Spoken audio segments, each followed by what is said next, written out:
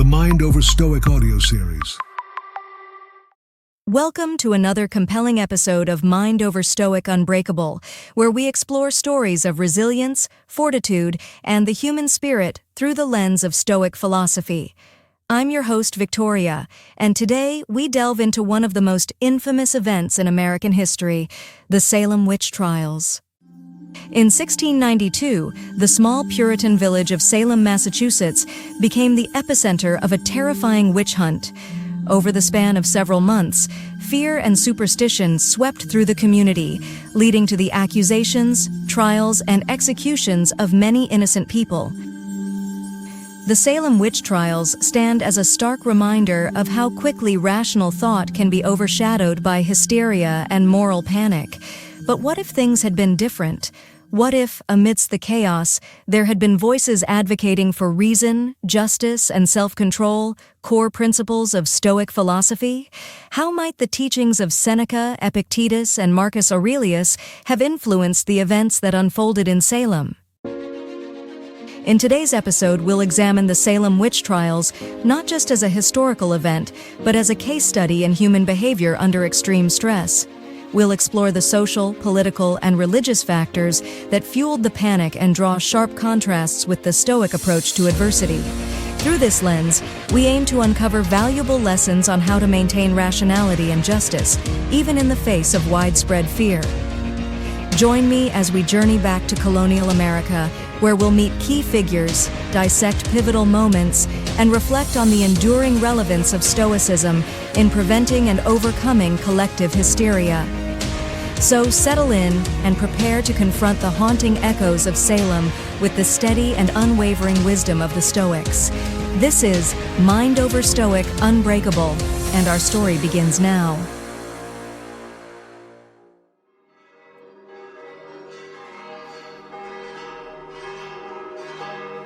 To truly understand the Salem Witch Trials, we must first step back and immerse ourselves in the world of 17th century colonial Massachusetts. This was a time and place governed by strict Puritan beliefs, where the line between the natural and supernatural was often blurred. Salem, like many other New England communities, was founded by Puritans, Protestants who had left England seeking religious freedom and a chance to build a city upon a hill, a model society based on their interpretation of the Bible. Their worldview was shaped by a profound sense of duty to God and a constant vigilance against the devil's influence. The village of Salem was a small, insular community where everyone knew each other's business. It was a society that valued hard work, piety, and strict adherence to religious doctrine. Any deviation from these norms was viewed with suspicion. In such an environment, fear of the unknown and the unseen could easily spiral into paranoia. The late 17th century was also a period of great uncertainty and hardship for the colonists. They faced harsh winters, disease, and frequent conflicts with Native American tribes. Economic struggles and political instability added to the tension. Salem itself was divided into Salem Village, a rural farming area, and Salem Town, a bustling commercial port. This division fostered jealousy and rivalry among its residents, creating fertile ground for conflict. Central to this narrative is the role of the clergy, particularly Reverend Samuel Parris. Parris, a Harvard-educated minister, arrived in Salem Village in 1689. His strict fire and brimstone sermons emphasized the constant threat of the devil and the need for vigilance against evil. Under his leadership, the fear of witchcraft grew. But it wasn't just the fear of the devil that plagued Salem. The village was rife with personal vendettas and disputes over land and resources.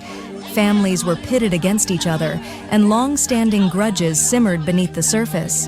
These interpersonal conflicts often found expression in accusations of witchcraft, turning neighbor against neighbor in a deadly game of survival. It's also important to understand the legal context of the time. The legal system in Salem was heavily influenced by English common law and biblical scripture. Trials were often more about religious conformity than objective justice. The use of spectral evidence, or testimony that the spirit or specter of the accused was seen committing witchcraft, was a key component in the trials. This type of evidence would never stand up in a modern court, but in Salem, it was enough to condemn a person to death. As we move forward in our story, keep in mind the precarious balance of fear, faith, and conflict that characterized life in Salem. It was within this volatile mix that the spark of hysteria would ignite, leading to one of the most tragic episodes in American history. Next, we'll dive into how this fear and suspicion began to take hold, leading to the first accusations that would trigger the witch hunt. Stay with us.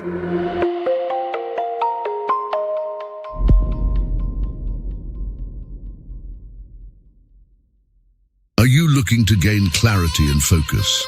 Ancient wisdom meets modern challenges on the Mind Over Stoic audio series. Informative and inspirational yet concise episodes on Greek philosophy are sure to help you overcome life's obstacles so you can thrive in today's ever-changing world. Subscribe now on your favorite podcast app and start transforming your life. The Mind Over Stoic. See you there.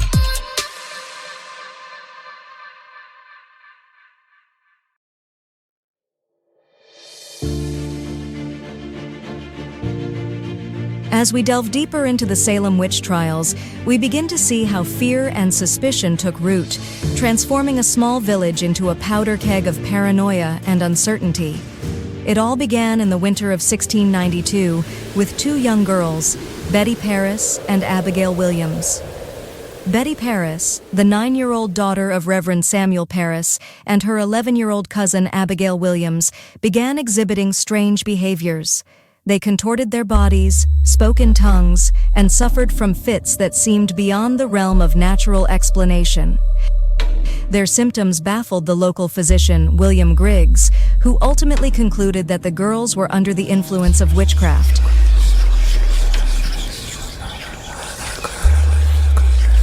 The fear quickly spread. Other girls in the village, including Ann Putnam Jr., Mercy Lewis, and Mary Walcott, began to display similar symptoms. The village was thrown into panic as these afflicted girls accused various women in the community of bewitching them. Among the first to be accused were 3 marginalized women: Sarah Good, Sarah Osborne, and Tituba, the Paris family's enslaved woman. Sarah Good was a homeless beggar, known for her sharp tongue and contentious nature. Sarah Osborne was an elderly woman who had been embroiled in legal disputes with the Putnam family, one of the most influential families in Salem.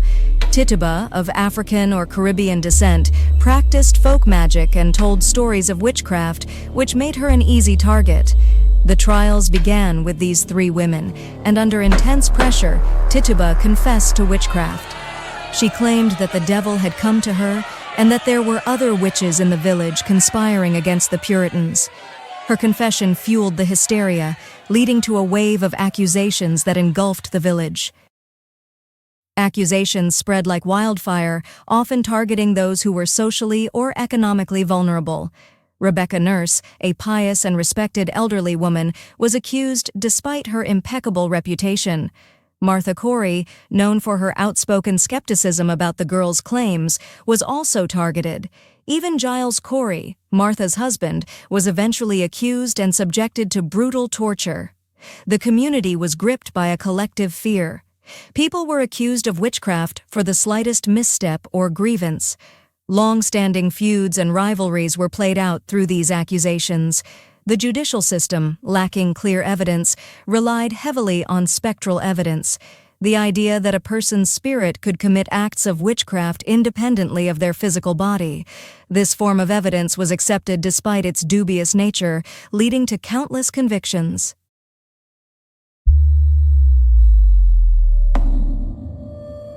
One of the most chilling aspects of the trials was the role of the afflicted girls. Their testimonies were often theatrical, filled with fits and convulsions that convinced the court of their authenticity. The power these young girls wielded over the fate of the accused was both unprecedented and terrifying. By the time the hysteria subsided, more than 200 people had been accused of practicing witchcraft. 20 people were executed, including 19 by hanging and one, Giles Corey, who was pressed to death with heavy stones for refusing to enter a plea. The panic that began with a few strange behaviors had spiraled into a deadly frenzy that claimed the lives of many innocent people. As we move into the next segment, we'll examine the trials and executions in greater detail, shedding light on the individuals involved and the injustices they faced. We'll also begin to introduce Stoic principles that could have countered this tragic chapter in history. Stay with us.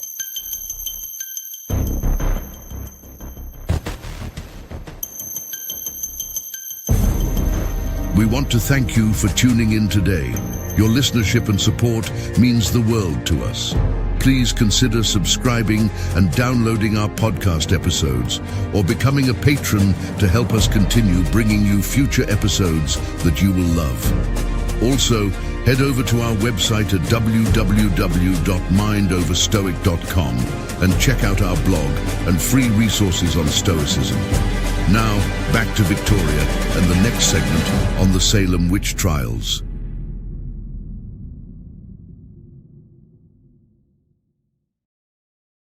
The panic in Salem quickly escalated into a full-scale judicial nightmare.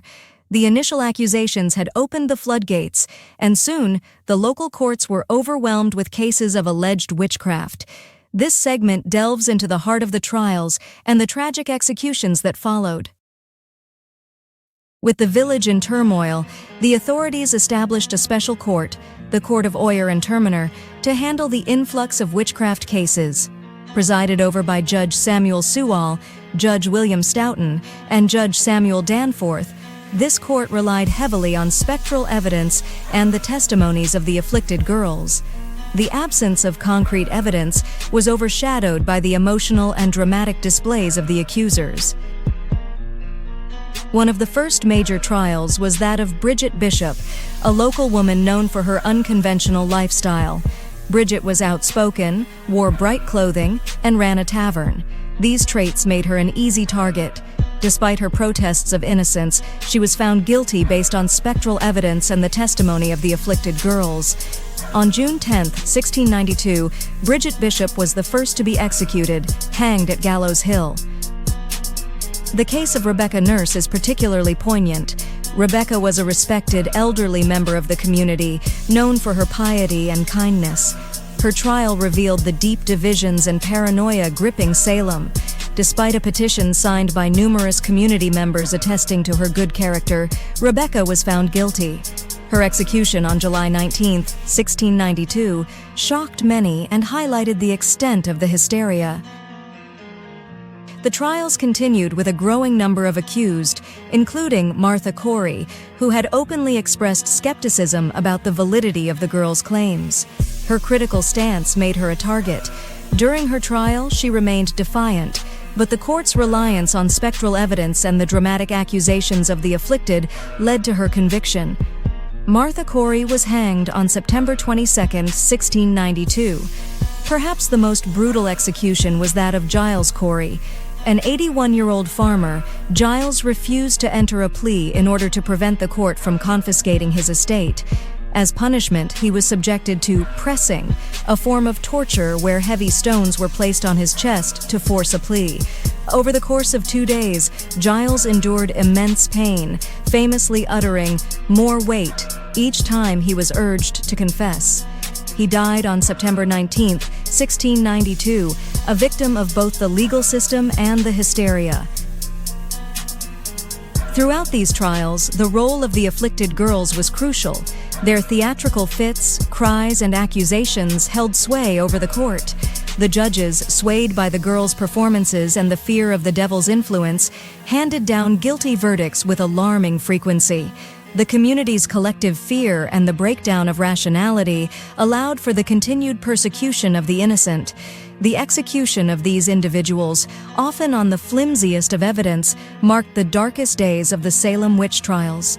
By the end of the hysteria, 19 people had been hanged, and 1 had been pressed to death. Dozens more languished in jail, their lives forever altered by the ordeal. The sheer scale of the tragedy underscored the dangers of abandoning reason and justice in favor of fear and superstition. As we reflect on these harrowing events, we begin to see how a different approach, rooted in Stoic principles, might have altered the course of history. Stoicism, with its emphasis on rationality, justice, and self-control, offers a stark contrast to the hysteria that gripped Salem. In our next segment, we will explore these Stoic principles in depth and consider how they could have provided a path to a more just and rational resolution.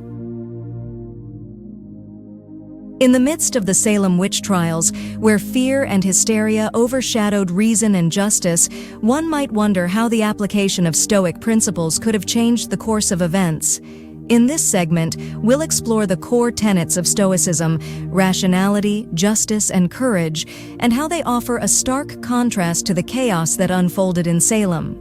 Stoicism, a philosophy founded in ancient Greece and popularized by Roman thinkers like Seneca, Epictetus, and Marcus Aurelius, emphasizes the importance of living in accordance with nature and reason. At its core, Stoicism teaches that we should focus on what is within our control and accept what is not. This mindset could have provided a much-needed anchor in the turbulent waters of Salem. The Stoics placed immense value on rationality and clear thinking. Marcus Aurelius, in his Meditations, wrote extensively about the importance of using reason to navigate life's challenges. In Salem, where fear clouded judgment, the application of rationality could have led to a more measured and evidence-based approach. Instead of relying on spectral evidence and emotional testimonies, a Stoic approach would demand concrete, empirical proof before making accusations. This adherence to rationality might have prevented the spiral into mass hysteria. Imagine if the leaders of Salem had embraced this principle. Reverend Samuel Parris, instead of fueling the panic with his fiery sermons, could have calmed his congregation by encouraging skepticism and critical thinking. The judges could have dismissed spectral evidence as unreliable, focusing instead on tangible facts. This rational approach would have provided a solid foundation for justice. For the Stoics, justice was not just a legal concept but a fundamental virtue. They believed in treating others with fairness and integrity, recognizing the inherent worth of every individual. Seneca wrote, "The just person is most free from disturbance, while the unjust person is full of the utmost disturbance." In Salem, the trials were marked by gross injustices, executions based on flimsy evidence, and personal vendettas disguised as piety. A Stoic perspective would have insisted on fairness and impartiality. Every accused individual would have been given a fair trial, with a focus on protecting the innocent and ensuring that personal biases did not influence judicial outcomes. Stoicism also emphasizes the virtue of courage, not just in the face of physical danger, but moral courage to stand up for what is right. Epictetus taught that we should have the courage to uphold our principles, even when faced with societal pressure or personal risk. In Salem, there were few voices willing to challenge the status quo. Those who did, like Giles Corey and John Proctor, faced severe consequences. A Stoic approach would have emboldened more individuals to speak out against the injustices. It would have encouraged leaders and common folk alike to stand firm against the tide of hysteria, upholding truth and reason over fear and superstition. Imagine a community where more people embodied this Stoic courage. They would have resisted the pressure to conform to the collective panic, instead advocating for justice and rationality. This moral fortitude could have acted as a bulwark against the mass hysteria, potentially saving many lives. The Salem Witch Trials are a tragic example of what can happen when fear overrides reason and justice. However, through the lens of Stoicism, we can see a path not taken, a path where rationality, justice, and courage could have prevailed. These principles are not just relics of ancient philosophy, but timeless guides for navigating the challenges of any era. As we reflect on these events, let's consider how we can apply Stoic wisdom in our own lives. How can we remain rational in the face of fear? How can we ensure that our actions are just and fair? And how can we find the courage to stand up for what is right, even when it's difficult? Stay with us as we continue this journey through history and philosophy, uncovering lessons that remain profoundly relevant today. In our next segment, we'll examine the aftermath of the Salem Witch Trials and the long-term impact on American society and law. Don't go away. This is Unbreakable, on the Mind Over Stoic audio series, available on all major podcast platforms.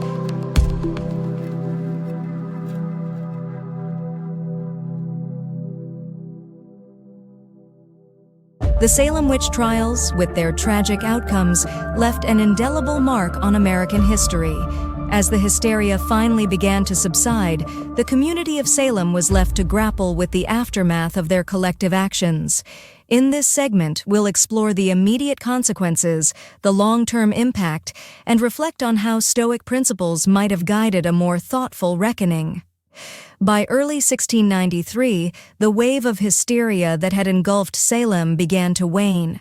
The pivotal moment came when Governor William Phips intervened, influenced by increasing skepticism and the public outcry against the trials. Governor Phips, who had been away leading military campaigns, returned to find his colony in chaos. Disturbed by the injustices he witnessed, he ordered a halt to the trials and disbanded the court of Oyez and Terminer. Governor Phips declared a day of fasting and soul-searching for the tragedy that had befallen the community. By the time the trials ended, 20 people had been executed, and several more had died in prison. Those who survived were left to rebuild their lives, often bearing the stigma of their imprisonment. Families of the executed struggled to reclaim their loved ones' property and clear their names. In the years that followed, the leaders of Salem and the broader Massachusetts Bay Colony began to acknowledge the grave errors that had been made. In 1697, Samuel Sewall, one of the judges, publicly confessed his guilt and shame in a fast day sermon, seeking forgiveness from God and the community. His act of contrition marked the beginning of a long process of atonement. In 1702, the General Court declared the trials unlawful. It wasn't until 1711 that the colony passed a bill restoring the rights and good names of those accused and granted financial restitution to their heirs. Despite these efforts, the trauma and injustice experienced by the victims and their families could never be fully undone. The Salem Witch Trials had a profound impact on American legal and cultural history. They highlighted the dangers of a theocratic system that blurred the lines between church and state, leading to a reevaluation of the role of religion in governance. The trials underscored the importance of due process and the need for clear, rational legal standards, principles that would later be enshrined in the U.S. Constitution. The fear-driven actions of Salem's leaders and community members served as a cautionary tale for future generations. It prompted a shift towards more empirical and rational approaches to justice, influencing the development of American legal practices and the emphasis on protecting individual rights. Reflecting on the aftermath of the Salem Witch Trials through a Stoic lens, we can see the potential for healing and growth. Stoicism teaches us to learn from our past mistakes and to apply wisdom to avoid repeating them. The actions taken by figures like Samuel Sewall, who publicly sought forgiveness, resonate with the Stoic principle of acknowledging one's errors and striving for moral improvement. The long-term legal reforms inspired by the trials align with the Stoic emphasis on justice and rationality. By creating systems that prioritize evidence and due process, society can safeguard against the kind of hysteria that overtook Salem. The trials also serve as a powerful reminder of the need for moral courage, both to resist participating in injustices and to stand up for what is right, even in the face of societal pressure. The Salem Witch Trials remain a somber chapter in American history, but they also offer valuable lessons.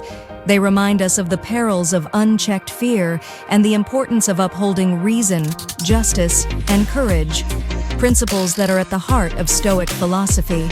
By reflecting on these events through a Stoic lens, we can better understand the importance of these virtues in our own lives and in society at large.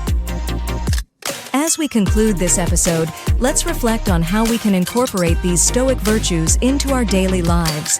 How can we remain rational in the face of misinformation? How can we ensure our actions are just and fair? And how can we find the moral courage to stand up for what is right? Thank you for joining me on this journey through history and philosophy. I hope you found these insights as enlightening as I did. Remember, the wisdom of the Stoics is not just a relic of the past, but a living guide for navigating the complexities of the modern world. Stay tuned for more episodes of Mind Over Stoic Unbreakable, where we continue to explore stories of resilience and fortitude through the lens of Stoic philosophy. Until next time, stay strong, stay rational, and stay just.